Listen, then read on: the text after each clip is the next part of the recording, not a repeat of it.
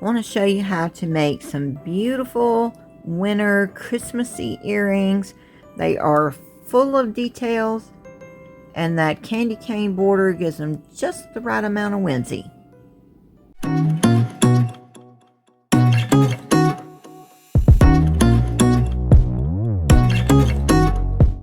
Before the video starts, I gotta tell you, I'm so sorry. I forgot to put the camera on Pro Video instead of automatic, so the autofocus is on, so the focus is going in and out. I'm sorry. I'll try to do better next time. I've already got my base slab here. Let me give you a tip. This color right here was a custom color.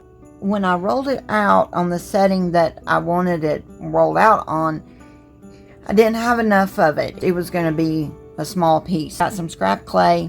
I rolled it out, say on a number 6 or maybe even a 7, added it to the back of this, rolled it all out on my number 5 again, which stretched this out for me. If you wanted it really stretched out, you probably could have done the same thickness on both, but I only needed just a little bit more length. I went down a setting or 2 thinner than what I wanted. What I'm going to do now is I'm going to work backwards like I did with the sugar skulls. I like doing it that way if I'm going to do something like this where I'm just adding it to a single piece. So I'm going to work backwards. I'm going to cut out my pieces from this. They're going to be plain. I'm just going to cut them out. I'm going to do my backing, my edging, then I'm going to do my pattern. When I ran this through, it got a little bit of glitter on it from the scrap clay, which was driving me crazy, but there was like too much to kind of pick it off. So I just took this really pretty champagne, kind of the champagne gold glitter here. I just very lightly sprinkled it over the entire piece. I'm not really worried about sealing that or anything. I pressed it in really well. If a piece of it falls off here and there, it's not going to be that big of a deal. The texture on this is similar to my faux leather texture. If you would like to see a better example of the faux leather, check out my 4th of July video. I will link it either in the little eye right up here or in the description. But if you check out that video, it's actually a better example of this. This didn't really turn out looking like faux leather. I don't know why. I used parchment paper this time.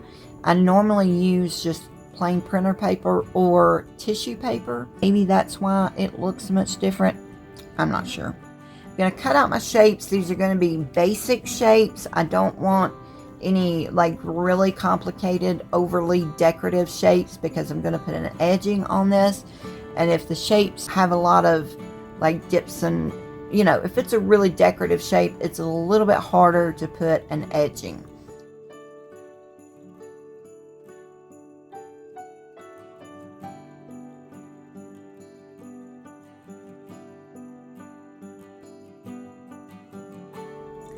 I had a very small mishap. I forgot to cut out a mate for this earring here. What I did in order to not waste this, I found this cutter. It would fit here and fit in here. My pieces are out of the oven. I've gotten them off the tile and I'm just doing my cleanup. If you have nice sharp cutters, the majority of these pieces that I cut are from the Creative Dork, and she has really nice sharp cutters, and I have minimal cleanup. See that little thin little edge right there is all I have to clean up. I just take my blade and clean it off. You can even do it with your fingernail. I mean, that little bit of cleanup is so fine that that's all you have to do. Now on some other cutters that are not as sharp, I have a lot more to do. I have to do some sanding on these. I might can cut it off with my blade, but more than likely I'm going to have to sand. But with these, I just go around, do that, and that little bit just peels right off. And then I'm just gonna, when I get done, see I got a little pile here. Just gonna clean my desk up with my little rechargeable desktop vacuum cleaner. Oh my gosh, if you don't have one of these, do yourself a favor and get one.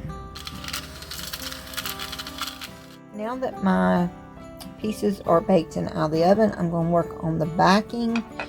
This color I just made with what was left over after cutting out the front pieces, and I added a little bit of this really dark green in it, and I think that's a decent color for the back. Now, a lot of polymer clay artists use sponges or sandpaper for like an overall texture. Well, if you've watched my channel before, you know I'm not a fan of those because little pieces of it come off in the clay, which drives me crazy. Like little pieces of the sponge will come off, a little grit from the sandpaper, and I hate that. So you may have seen me use these before. I use those a lot for my overall texture on the back, or these large nail brushes. Now these were sent to me from Polyclay Play. They were nice enough to send me these to try out. She sent me several things. I've got an unboxing video coming up, but this is the small, medium, and large in the textures. How about we go with the medium? Now, something else that's really cool that she sent me is this. This is handles to go in here. And then you just roll it. I've got this really stuck down to my towel, like really stuck. So I don't think I'm gonna have to use a release with this, especially since it's not like a really deep texture. Let's try it and see. Oh my gosh, these handles make that so much easier. And that makes a really nice texture just on its own like that. But what I'm gonna do, I like mine really heavily textured, so I'm gonna go over it again. And I'm gonna go from different directions. And I'm just going to keep going over it until I get it textured as much as I want. Oh my gosh, y'all, these handles make this so much easier. And I can get more of an even pressure. That's one reason I'm not crazy about using texture rollers, is because I feel like you can always see like where like you roll and then stop and then press, and then you have just, I can always see those dips. With this, you don't have to stop. You can just get a whole roll and the pressure is even. Now this little spot right here was a dip in my clay, so that's why it's not texturing that little spot, but I'm not worried about that. I'll just cut around it. Oh my gosh, I just cannot believe how much easier these handles make it. Let me tilt it so you can see that texture a little better maybe. Really nice texture. Alright, gonna cut out my pieces from this and then attach this to my pieces that are already baked.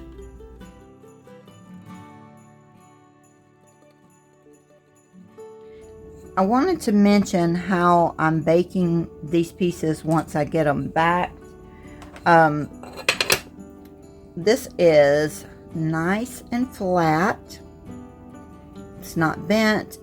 It's just, it is flat as a pancake.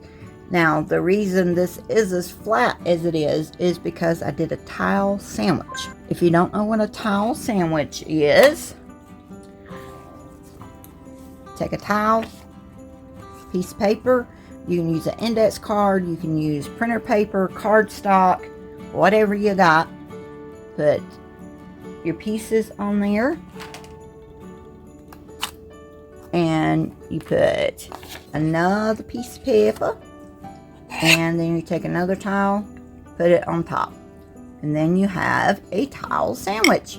And I would bake it just like that, and then it comes out nice and flat.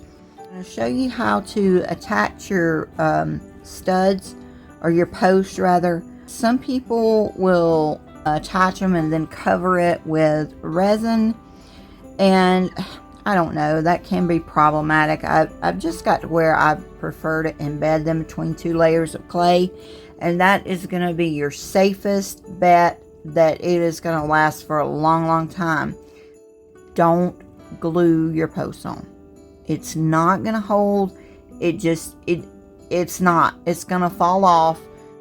Don't glue them, okay? I'm going to show you how I attach mine. I like to use an adhesive for this. You can use liquid clay, but I don't know. I feel like an adhesive is a little bit more secure. You can use the, well, whatever you like to use for clay adhesive. I'm going to show you how to use this little tool. It's called a stud helper. A stud helper. I really like that tool. The size you select is important. I could use this size, and it would probably give me enough room to drill here, but I'm going to have minimal clay to clay contact around there. Like I said, it might leave me room to drill there, but not a lot. But the main issue is you're not going to have a lot of clay to clay contact. Like with this piece, even if this was just a stud earring and I wasn't going to drill, I would still go with a smaller post pad there, because again, you've got very minimal contact. Don't use these little ones unless I absolutely have to, because you got to think that is very little bit that's embedded in the clay itself. So I like to use the biggest one that I can. I'm going to use some clay adhesive here. Now, this is probably unnecessary, but you know, I'm a cautious girl. I like to put my adhesive on both sides. That way, I know for sure that both sides of the post pad have adhesive on them.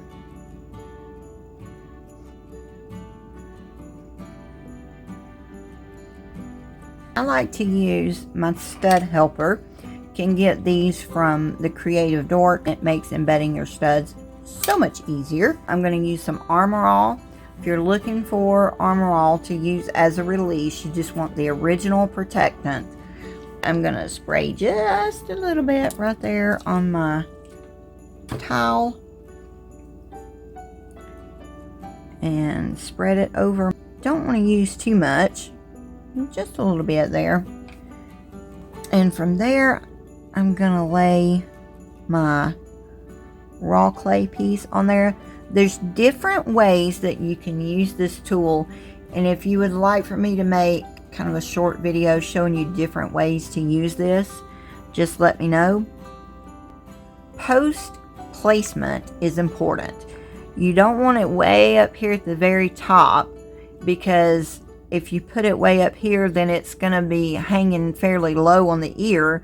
But if you put it too low or in the center, it's going to flip outward on the ear. So you want it up just a little bit above center. Now, if I was putting this in the center, it would go right about there. Probably that's about center. So I want to put it a little bit above there. Where I want to put this post is not over the hole in this tool, but that's okay. I don't need it to be there. Gonna find my placement. You can use your pliers or tweezers or whatever for this if you want. Okay, I'm gonna put mine right about there. I'm not hitting the hole, but that's fine. Once I get it where I want it, then I can easily just slide it over and find the hole. Okay, push it on down in there. Take my baked piece, lay it on top. Then I'm going to flip this tool over and press it on there. And then to get it off, I just put my finger here over the post and pull up, and it's that easy. And then I just go around touch up my sides. My sides here don't have to be perfect because I'm putting an edge on this. But there we go. It's an easy way to embed your post. I'm going to do it one more time. Just lay that on there. It doesn't matter where. And then once I find my spot, I'm going to push that down in there. And you can compare, you know, where you have it to this one. Doesn't have to be perfect. I usually eyeball it fairly well, but not always. But if you don't get it in the right spot, I mean, you can take it back off, you know. Not that big a deal. Okay, push, and I forgot to put more Armor All on this, so we'll see if it's going to stick. It feels like it's going to stick. No, it came on off. It was not easy, though. I really thought it was going to pull the clay up with it. Another good thing about this tool is that it leaves texture. Now, I had already put some texture on this, but even if I had not put the texture on before I cut it out, this would leave a little bit of texture on there, which is nice. It's going to feel better against the ear if it has a little texture on it versus if it was like super smooth. A little bit of clay that pushes out from there where it comes up through this hole, but that's okay. If that bothers you, you can you know, just take your fingers and push it down, or silicone tool or something. I just usually leave it. It doesn't bother me. And there we go. Alright, so those are ready for the oven. I'm still working on getting all of these back, but I wanted to point out something. A lot of times in the Facebook groups, like people that are just getting started will say, oh, my clay didn't harden. It's not hard, it's bendy. But let me show you. Now, this is a very thin piece, but look, it's supposed to be bendy. If it's not fully cured, then this would just snap when I bend it. So it is supposed to be bendy. Now, the thicker it is, the less it's going to bend, but it's still, when it's thin like this, it's going to be bendy. Now, these I already have the backing on, and see, they still flex, but they're not quite as bendy. This is a piece I made quite a while ago. Even this is still pretty thick, but then it's got the flowers on it. But look, it still flexes. I mean, it doesn't flex a whole lot, but it does still flex. So you want your clay to bend. You want it to flex so that it doesn't snap. If you have ever worked with red, then you know how bad the red transfers. It transfers all over your hands, all over your tools, all over your work area. The red just transfers. Black is bad to transfer also.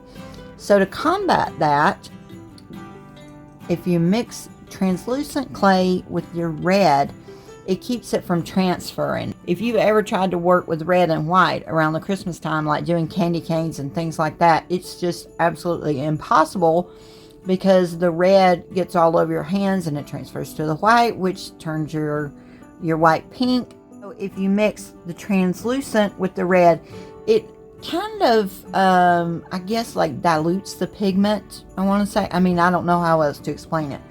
And it doesn't transfer that way. This is some that I've already mixed up with the translucent, because this is the second time I'm recording this, because I thought I was recording before and I was not. See, it's not coming off on my workstation. It's not coming off on my hands. My hands are a little bit red right now because they're cold. But, I mean, you can probably tell that that's skin and not pigment. It doesn't transfer. Okay, this is the red straight out of the package. And, I mean, it's already all over my fingers. Rub it here and see if it's not transferring really bad to my tile. And there it goes. It's transferring a little bit. And I mean, I'm just, you know, rolling it out just like you would any normal clay. And it's all over my fingers there. If you mix it with the translucent, that will help combat that. You know, I've never tried it with black. I wonder if it would work with black too. I don't see why it wouldn't. See all of that on my fingers? And if your skin is a little bit dry, it's even worse. It really sticks to like dry skin. See, my skin is a little dry right there. It really sticks. Mix the translucent with the red. I usually do about a 1-to-1 ratio. You can try it with different ratios. I don't think there's a set recipe, but 1-to-1 seems to work well. Now it's time for me to make my candy cane border. So I've got my white clay already extruded here. I've got my red clay that was mixed with translucent so that it won't transfer to the white. Anytime you're using your extruder, make sure your clay is nice and conditioned. If it's warm from your hands, that's even better. Another tip when you're using your extruder is use your light color first. That's why I've already extruded my white. Now I did clean my extruder, but still it's best to use your light colors first. The same with your pasta machine. Like if you've got to condition several colors of clay for your project, start with the lightest color and work your way to the darkest. I'm going to use a medium circle disc. You can lay your disc on top of here, or you can put it here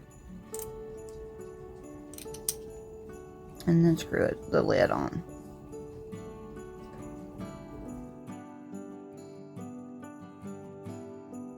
Now I am ready to make my candy cane border. So I'm going to take a string of red and a string of white, and about the same length. It's not that important. I'm going to leave my extruded clay on some plastic here so that it doesn't leach. You can't put it on paper. It will take the oils out of it if you put it on paper and leave it. Okay, I've got my strings. Still, I'm going to make sure they're together. There we go. I'm going to start at either end. This hand is going to go this way. This hand is going to go that way. And it will twist it up. Okay, that one broke. Try that again. Must have had a little air bubble or something there, maybe. There we go. And you can twist it up as little or as much as you want. Now the ends here are going to get, you know, messed up. That's okay. And then I'm going to hold it in the middle. I want mine twisted more than that. So I'm going to hold it in the middle and twist. And then just move further out.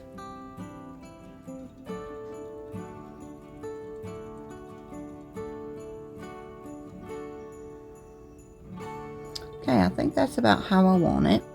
And if I want it twisted a little bit more, I can do that in just a minute. But for right now, I am gonna roll this out even. Got this long acrylic block here. Anything flat like that will help you roll it out evenly.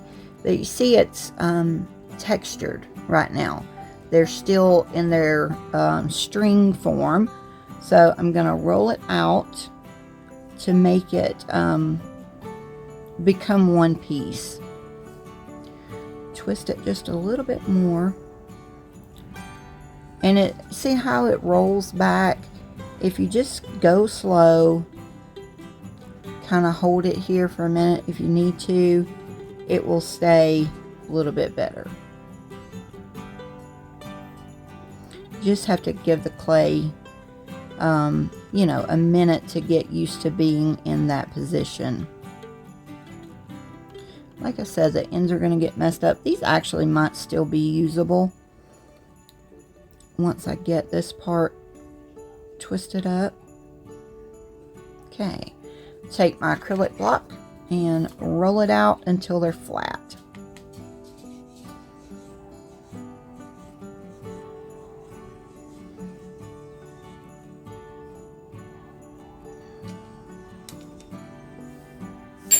And my stripes are really uneven right here, so I'm gonna twist this up a bit more.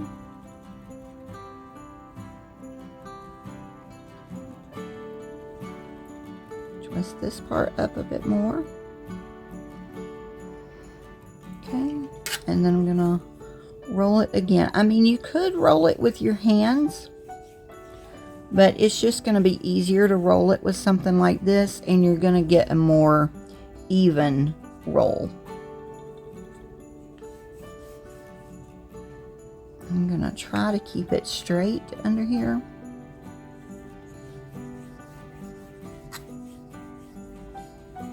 This is going to make the stripes, this piece of clay thinner. So keep that in mind when you're rolling out, or when you're deciding what disc to use for your extruder. Okay, I do not like this one because, see, the red stripes and the white stripes are not even. So I'm going to try again and see if I can get it a little bit more even. Maybe I tried to twist it too much. I don't know why this white clay is breaking. Okay, I'm just going to use this for my little test piece. I think maybe if I don't twist it as much to start with, and then roll it out flat, and then twist it more if I want to from there. Okay, I'm going to give this just a second to get in its position.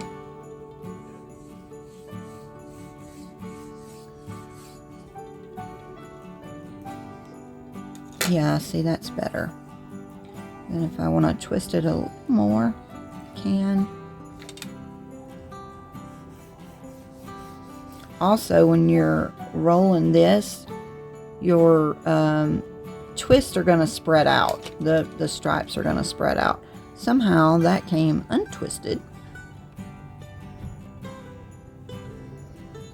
Honestly, I did not try this beforehand, so this is a real-time experience and trial and error here.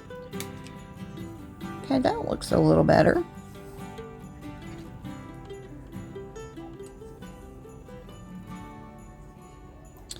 And then you can see here that the red did not turn the white pink. And that is because we added that, well, I added the translucent to the red. So my white is still nice and white. I'm going to get all of my little twisties done and go from there. Been working on my peppermint stripes. Candy cane, whatever you want to call it. This is harder than I expected, just to be quite honest with you. It's hard to get the twist all the same, and then once you roll it out to get it smooth, it's hard to get them all the same thickness. Like this one is spread out more than this one. Well, those aren't too bad. But, you know, it's just, it's not going to be perfect. So, I think I'm just going to do the best I can and not worry about it being perfect, because I just don't see any way that I can get it perfect. But one thing that I forgot to mention, the ones I showed you before, you know, I pulled this hand down, this hand up. Well, I want the stripes to be in different directions for each earring in a pair. See how they're going different? In order to do that, you're gonna do your hands the opposite way. Like before, I went up with the right, down with the left. So to make a different one, I'm gonna go up with the left, down with the right. And then that'll give me a different direction. My white keeps breaking, which I think I didn't have it conditioned well enough. And I'm still going the wrong way with this, aren't I? But either way, you know, just go in opposite directions. And I'm keeping them in separate piles here so that I know which is which. So I know when I do a pair of earrings, I got to take one from the right pile, one from the left pile. A few things that I have learned along the way of doing this is that a smaller piece like this is easier to work with than a really long piece. The long pieces are just hard to work with. And I found out that starting out, I do better to just gently roll with my hands, twist a little bit more if I need to, gently roll with my hands. I'm not trying to get it smooth, I'm just trying to get it nice and stuck together and somewhat smooth, and then go back with my acrylic and roll it. And really, with the acrylic, I'm better off to roll in the direction of the stripes than to go back and forth. I found that it kind of makes it want to unroll if you go back and forth. Give that one more roll, and then I think that one will be good. But yeah, it's better to just roll in one direction than back and forth. Now when I'm starting out and just with my fingers and just getting it smoothed out, I was going back and forth, but only just a little bit. Alright, so now this one is good to go. I'm ready to add my border to this piece. I prefer to do this with poly paste. I think I said earlier that I feel like poly paste is not quite as shiny as some of the others once it cures. I'm going to get my little brush and just gently put a little bit on there. Then smear it in with my finger. Now, if you get too much of this in one spot, it will show. So I try to keep it as neat as I possibly can. Try not to get it in areas where I don't want it. But still, I feel like it doesn't get as shiny, and therefore it's not as noticeable if it gets in the wrong place. I also feel like the poly paste is really strong. I don't know if it's stronger than the Sculpey, but I do know it's thicker, which again makes it easier to keep it where you want it and not get it where you don't want it. Or at least I think it's a little bit thicker, maybe not a lot. It is very strong though, because I have used it on this type of border before, and I can even drill where this piece meets the border, like drill in between, and it still doesn't break it off. So I feel like the poly paste makes it really strong. Like I said, I don't know if it makes it stronger than any of the others, but now, I'm sorry about that sun right there. There's just not a whole lot I can do about it. But in doing a piece that has edges, corners, I feel like it's best to cut at the corner. Like if you're doing a square and you cut it at one corner and you go around the rest of them, well, those corners are not going to look the same, because that one that you cut is going to look different than the ones that you rounded. I'm going to make my join right here and right here. And attach this. Cut it straight right there. Now, if you were on a 90-degree corner, you would cut it at 45. But I'm going to cut this one straight. Just gently pressing it there with my fingers. And if you let the poly paste sit there for a few minutes, it gets really tacky, which makes it easier to keep it in place.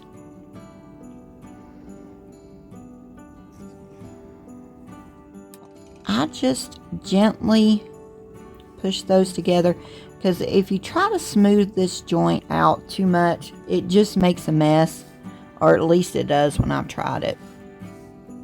So I just gently press it together and just leave it. And you know, there's probably a way to get those stripes to line up there on the join, but I guess you could twist it like to get it to line up, but I don't know. Seems like it's more trouble than it's worth, because like I said, it's not going to be, the stripes aren't going to be perfect anyway. You want to make sure that you got good contact between this piece and the stripes or your border. So what you can do, I won't be able to show you, but what you can do is pick it up and hold it up to the light, and if you got light coming through, then you know it's not attached well. So you just want to gently press it until you get rid of those spaces and you don't see any more light coming through. Now on this one, I've got 4 corners here, so I'm going to show you how I cut my corners for this. But you can use smaller pieces here. I'm going to place it there, and then cut at a 45 there and there. Well, you know, may not be exactly 45, but close as I can get it. Okay, yeah, I'm gonna make sure I've got the correct string, that the stripes are going the way I want them.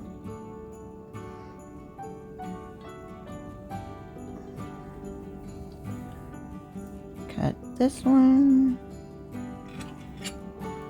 Now, one thing I have done before with these, don't know if I would do this with the stripes, but have done it before with just a solid string, is that you can cut this one off straight, cut this one off straight, and then let this one come up over it. Does that make sense?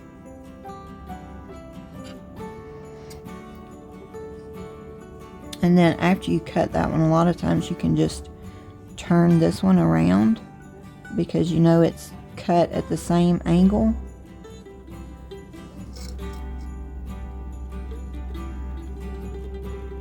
A lot of times those corners don't line up perfectly, and you have a little bit of a sharp point on them. So I like to smooth those out just a little bit, either with my finger or my knife. Just that very little point right there, just kind of smooth that out. This one, see, the stripe is a little bit looser than it is here, so you can tighten the stripe up as you go if you need to. You can't adjust it too much, because then it won't be smooth anymore, but you can adjust it a little bit. Oh yeah, this one's going to be long enough, just barely. Sometimes I lay these two, like this side and this side, over top of each other and cut them both at the same time. Either way. Okay, round out my corner just a little bit there. Cut this one.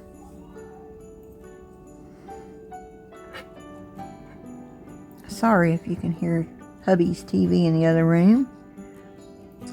He had surgery, so he's stuck at home with me, or maybe I'm stuck with him. I don't know. Either way, we're stuck together right now, and will be for a little while. I'm gonna hold this up to the light, make sure everything's attached well, and then once I get them all finished, I'm gonna put them back in the tile sandwich again, and then put them in the oven and bake my border.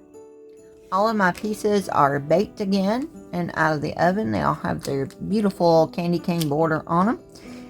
I want the border, the candy cane part, to be shiny, but I'm not sure if I want to sand and buff, or if I want to sand and put a coating on it. Either way, I can't really do that until after I've done all the baking. But I did a practice one. This one is sanded and buffed. This one is just straight out of the oven. See, it's got a little bit of shine there. Sure, I could do a better job with that. That was just kind of a test piece. And then these, I sanded and put a coating on them. So they're a lot shinier than this, but I'm not sure which I'm going to do at this point. First, I've got to sand them. Now, I'm going to sand with a rotary tool with this little felt pad, whatever it's called, and then buff with this fluffy little buffing wheel. I will leave links for all of this in the description box. Now, if you have a Dremel, you can use that. If not, just use any rotary tool. This one I got from Harbor Freight. I've had it for years. It works just fine. And I think it was maybe 10-15 bucks. So you don't have to have a Dremel, just some type of rotary tool. And if you don't have a rotary tool at all, you can sand by hand. I can't buff or put the coating on them until I'm finished baking them. Now, these I'm finished with. I'm not going to add anything else to those. So I could do it on this. If you sand and buff and it goes back in the oven, it will take away the shine. Now, it'll still be smooth from where you sanded it, but it'll take away the shiny buff. And of course, if I put a finish on it, that definitely can't go back in the oven. I'm going to sand. I'm not going to do it in here because I don't want the dust all over my workstation and all over my house. So I'm not going to do that on camera. I'm going to go outside to sand mine. But remember, anytime you're doing dry sanding, whether it's by hand or with the rotary tool, you need to wear a mask. You do not need to be breathing in that polymer dust, okay? So protect yourself. Be careful. One thing I forgot to mention is when you're sanding or buffing, either one, with a rotary tool, if you've never done it before, use some scrap clay, bake a piece of scrap clay, and practice. You know, you don't want to try it out on a nice, pretty finished piece. So make sure you get a practice piece to practice your sanding and buffing, because it's a whole lot different with a rotary tool and you can gouge it really quick and really easy. Best tip I can give you when sanding and buffing with a rotary tool is you've got to have a very, very light touch. You want to turn the speed up a little bit and then just barely kiss the clay with your tools. If you put any pressure, you're going to gouge it. So just use the lightest pressure you possibly can use. And if it's not working, if it's not doing anything, then you know you need to turn your speed up. But don't add more pressure. If it's not working, turn up your speed, but don't add more pressure. No matter if you're sanding or buffing, either one, you just want to barely touch the piece. I have all my pieces sanded and ready to go now. The borders are all nice and smooth. Now it's time to do the fun part, do the beautiful decorations on it. But you're going to have to come back for part 2 for that, because this video is already way long. Come back and see me for part 2 and we'll do the flowers and the pine cones and the leaves and all of that wonderful stuff. Thank you so much for watching, and don't forget to like, share, comment, subscribe, and turn on the notification bell. Okay, thanks. Bye.